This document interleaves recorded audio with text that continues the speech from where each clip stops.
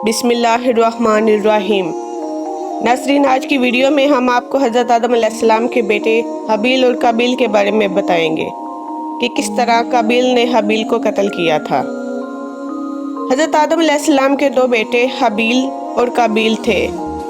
इनमें हाबील छोटा और काबिल बड़ा बेटा था। हाबील का काम बकरियां चराना और काबिल का काम खेती बाड़ी करना था। हाबील के साथ पैदा होने वाली लड़की लेवा और काबिल के साथ पैदा होने वाली लड़की अकलीमा थी।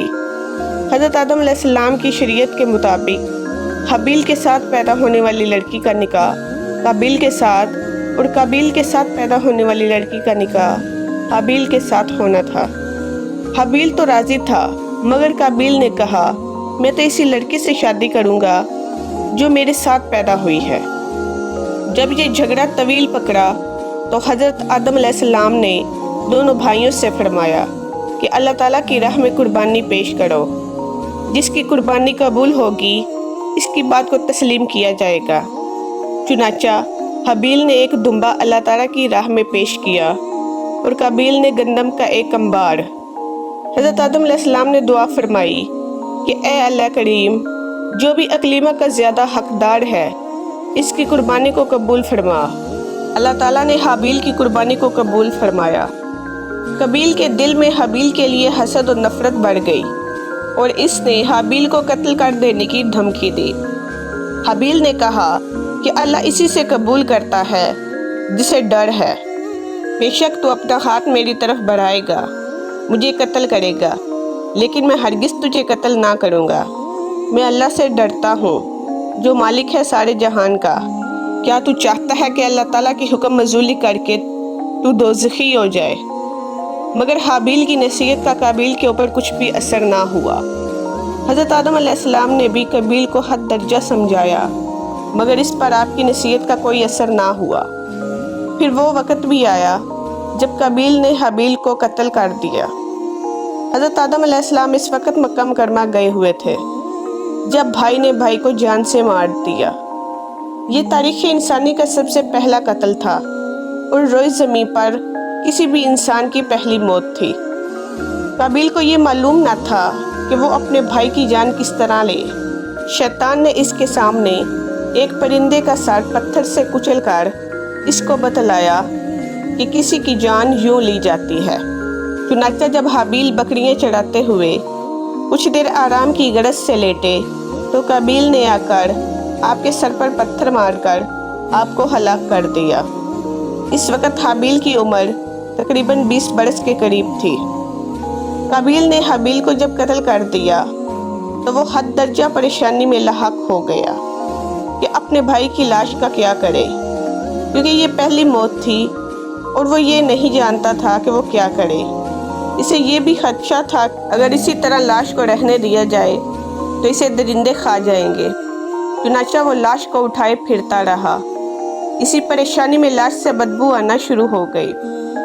काबिल को जब ये समझ नहीं आ रहा था कि अपने भाई की लाश का क्या करे तो कव्वे ने अल्लाह के हुक्म से इस परेशानी को दूर कर दिया। हुआ यूं कि जब काबिल अपने भाई की लाश के लिए इधर उधर फिर रहा था तो अल्लाह ताला के हुक्म से दो कव्वे इसके सामने आए और लड़ने लगे। जब इनमें से एक ने दूसरे को मार दिया तो मारने वाले कव्वे ने अपनी चोंच और पंजों से ज़मीन को खोदा और इसमें कव्वे की लाश को डालकर ऊपर मिट्टी डाल दी। काबिल ने जब ये देखा तो इसको इसकी परेशानी का हल मिल गया। चुनाचा इसने भी ज़मीन को खोदा और इसमें हाबील को दफना दिया। काबिल को भी इसके जुर्म की सज़ा फौरी ही मिल गई। जब वो अपने भाई की लाश के लिए फिरता रहा तब तक वो ठीक था। ये अरसा बाज़ लोगों के मुताबिक 100 बरस के लगभग था।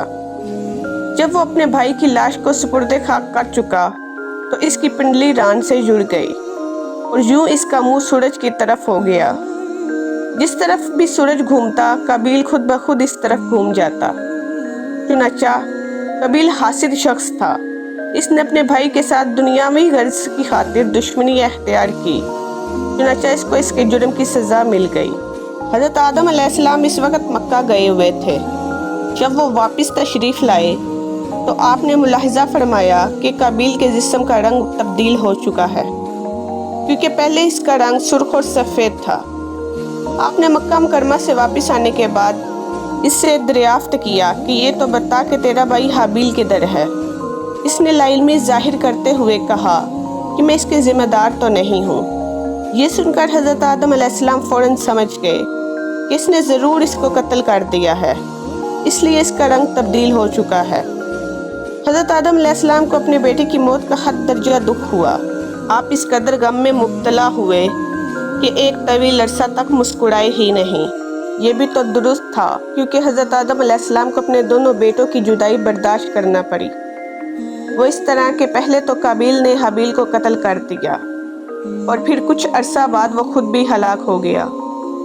حضرت آدم علیہ السلام کو تقریباً 100 برس کے بعد بشارت دی گئی کہ اللہ تعالیٰ آپ کو ایک بیٹے سے سرفراز فرمائے گا، تو آپ خوش ہو گئے۔ حضرت آدم علیہ السلام کو اپنے دونوں بیٹوں کی وفات کے بعد اللہ تعالیٰ نے حضرت شیش علیہ السلام عطا فرمائے، جو آپ کی جانشین ثابت ہوئے۔ ناظرین، ہمیں یہ تو معلوم ہوتا ہے کہ حضرت آدم علیہ السلام کے 20 بیٹے تھے اور ان تمام کی والدہ حضرت حوا ہی تھی۔